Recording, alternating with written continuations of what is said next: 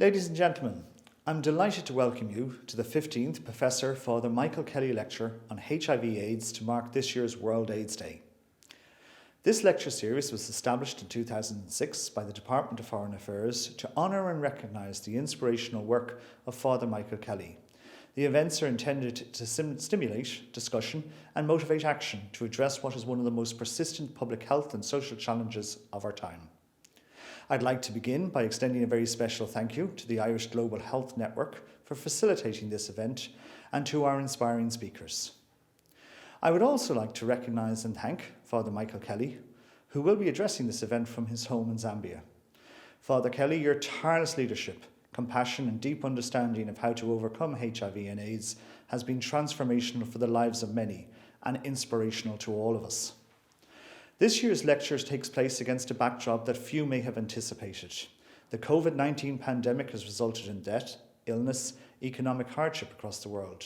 It's shown us how we can do more to build upon health and social care systems and to continue to reduce inequality. And it has truly brought into sharp focus the importance of collective action to address global health challenges. COVID-19 reminds us that we cannot lose sight of the fight against another virus, HIV and AIDS. In the midst of a pandemic, it's important that we recognise that while there has been real progress, the battle against HIV/AIDS is not over.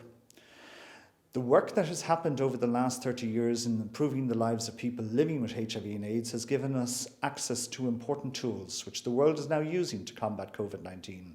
It's also clear that people who are already vulnerable to HIV are most at risk in this pandemic and need particular attention.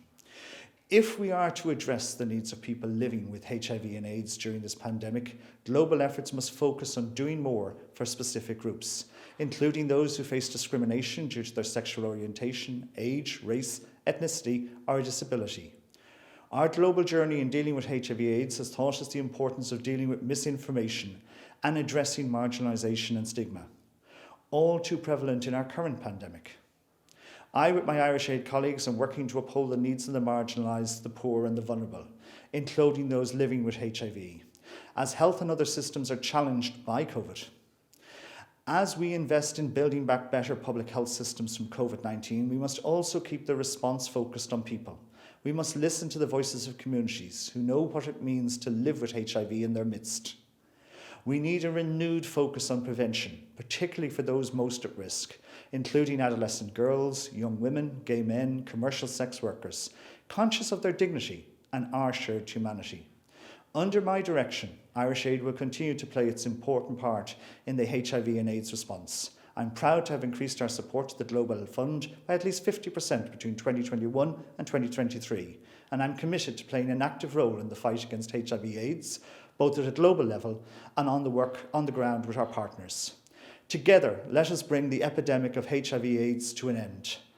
Before I hand back to our most capable moderator, Dill, I'd like to take the opportunity to wish you well in what I'm sure will be a fascinating and dynamic event.